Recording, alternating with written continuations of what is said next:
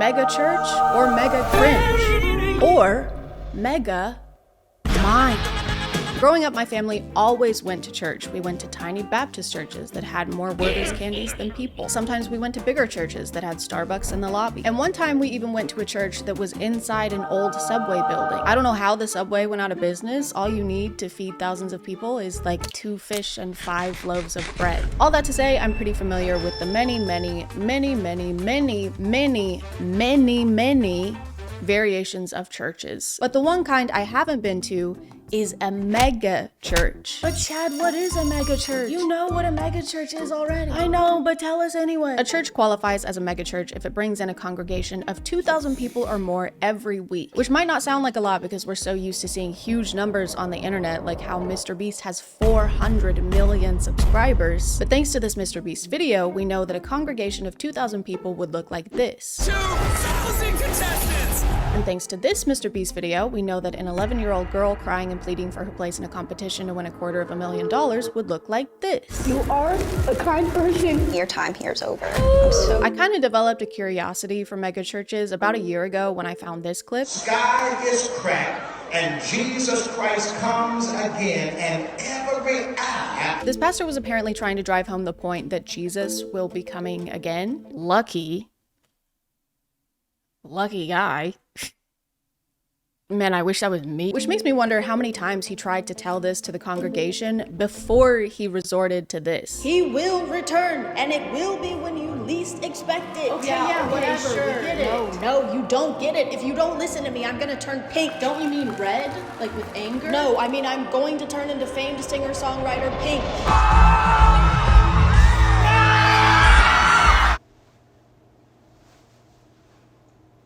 But I started seeing a lot of videos similar to this one from an account called Pastors with Props that post some of the craziest over-the-top sermons that you ever did see.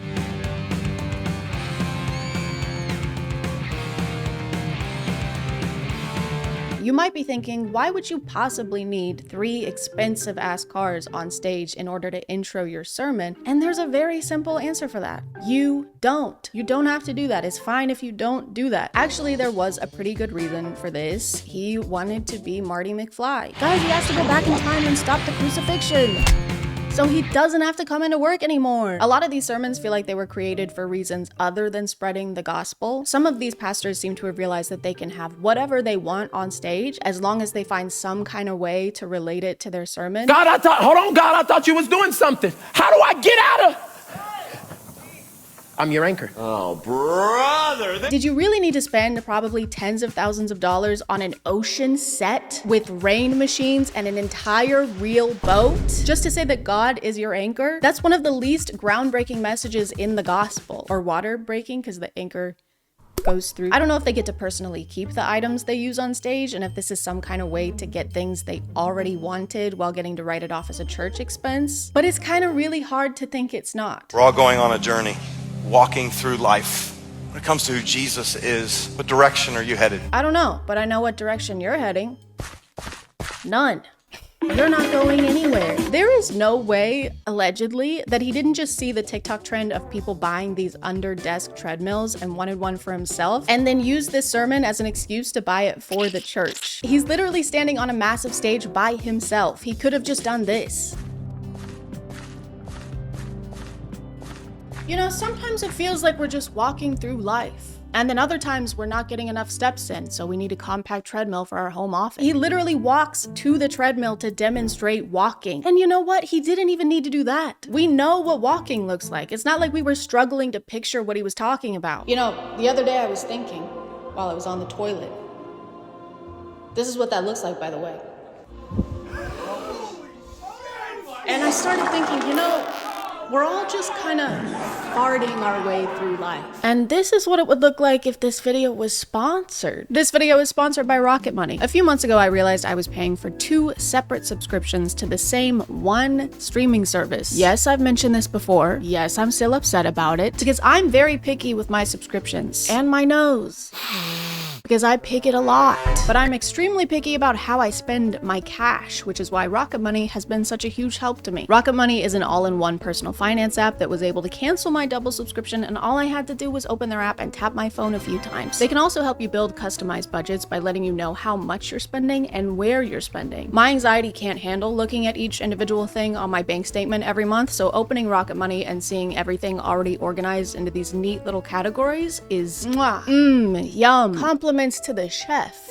Clearly, I hated it. If you want to check them out, just click the link in the description or go to rocketmoney.com/chadchad to get started for free. And if you want, unlock even more features with Rocket Money Premium. Thank you to Rocket Money for sponsoring, and let's get back to the video. For some reason, vehicles seem to be the most common things for these pastors to incorporate. I don't know why. It couldn't be because those are some of the most expensive things you could incorporate into a sermon. It couldn't be that. It couldn't be that reason. Obviously, we have Marty McFly, we have the boat, but we also have a full stage of motorcycles, which might seem like a flashy, pointless expense, but they're actually part of the choir. You should hear them sing. They've got crazy pipes. And then we have this. Man, that was amazing. Was that? Woohoo! I did double loops. I did not expect a double loop. I mean, I guess this is fine as long as he's got some kind of way to tie it back into the message and it's not something obvious and dumb, like life is full of ups and downs. You know what? Life is full of ups and downs. Never mind. When I was going through these videos, this roller coaster just kept showing up.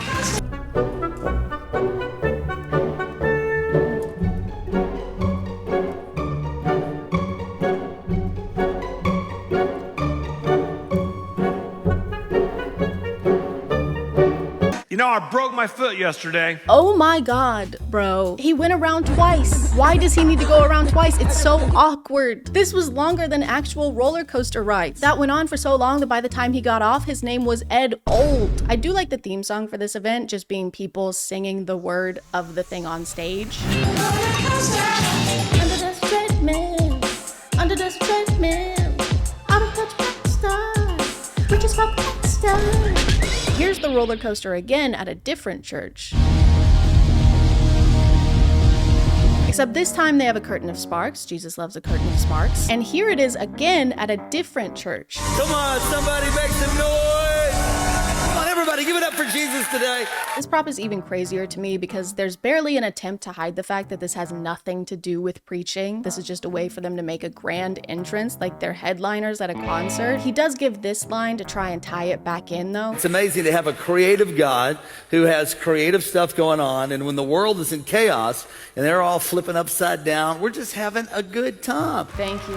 Thank you guys. Please be seated. You know, it's great to have a creative God who makes creative things like roller coasters. And next week, he's gonna create me a Porsche. My favorite part though is when the crowd doesn't cheer enough for their extravagant entrance and he calls them out for it. What? Come on, you can do better than that. We know that a lot of you in the crowd today can't afford to take your families to Disney World, so we decided to spend thousands of dollars recreating one on stage to right in front of your impoverished faces. Now clap. Clap louder.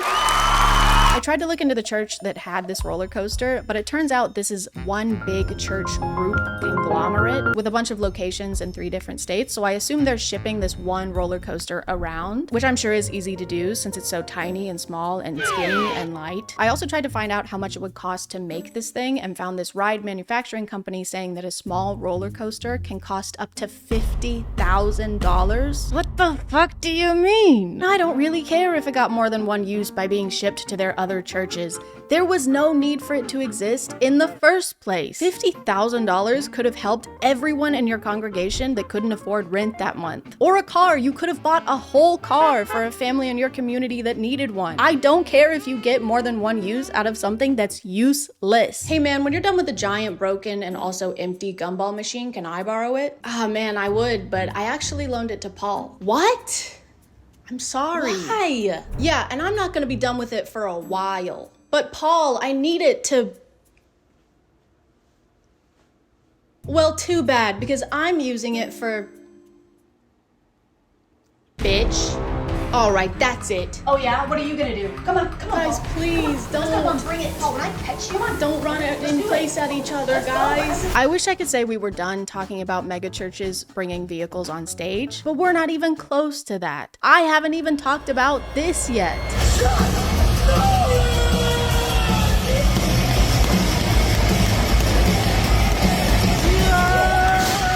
And what is this? Is this some kind of monster truck thing? Assembly? No. This is a men's church event. Church. This is church. This is the annual Stronger Men's Conference hosted by James River Church, which has 16,000 regular attendees. This is the craziest thing I've seen in my life. Why are there trucks? Why is there so much fire? Why are there flames? Was that Master Chief? Is that fucking Master Chief?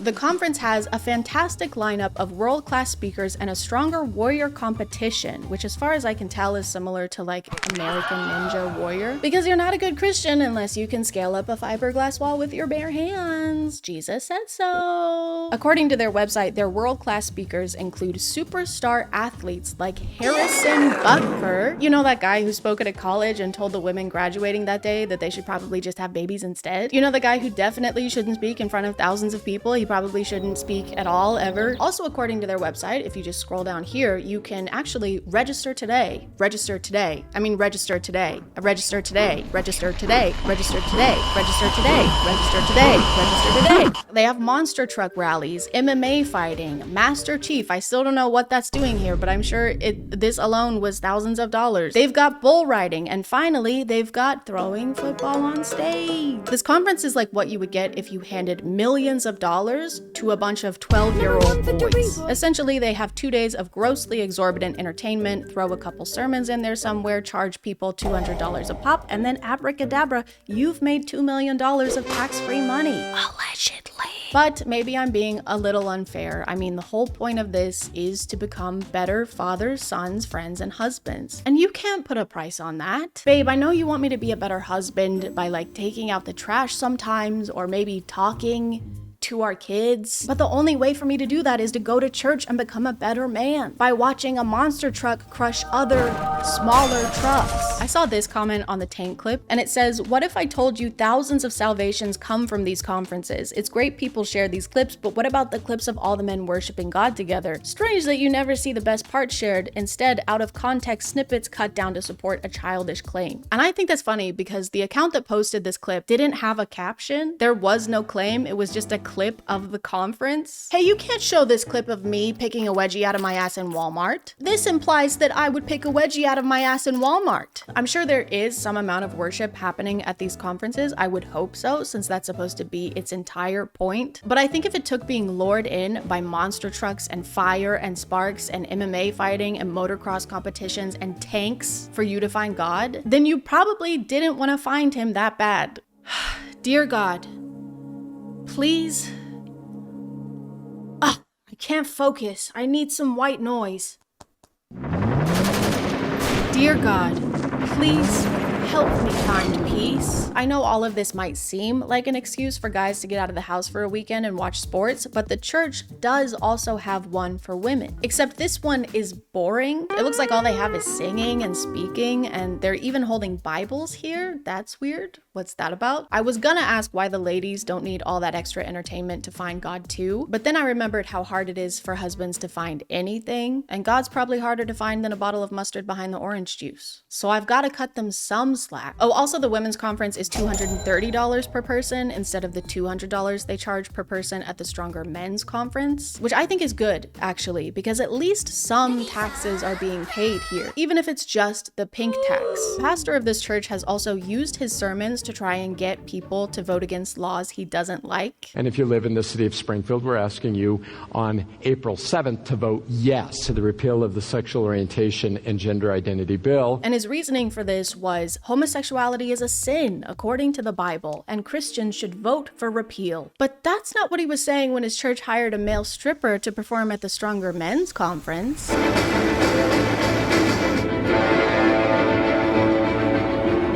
really see how male pole dancing will strengthen these husbands and fathers. I think the only strengthening happening here is probably in the pastor's pants. Anyway, moving on to a different megachurch.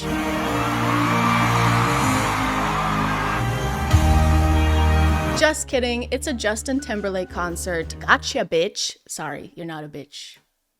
Just kidding, yes you are. But the fact that you almost can't tell a difference between a church service and a famous celebrity's concert, I think is a very bad sign. I feel like this is all in an attempt to get more people to come into church. I'm sure there's a lot less people physically going into church every Sunday nowadays, and this is how some of them are trying to adapt. They think they need to make things louder and flashier. They think they need to have Master Chief. I still don't know why that was there. But to me personally, this has very much the opposite effect. This doesn't do anything except boast how much wealth some of these churches have, to the point that they're able to toss it into these pointless theatrics instead of actually helping people the way their religion teaches they should. And I don't know exactly what Jesus would do, but I'm pretty sure it wouldn't be this.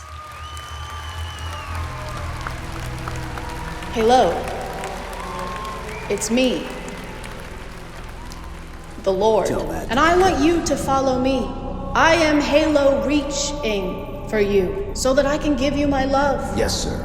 Which is Halo Infinite. All I want is to be there, Halo for you. And you never have to be afraid, because I will fight your Halo wars. Together we will be unstoppable, because I am the Master Chief of the universe.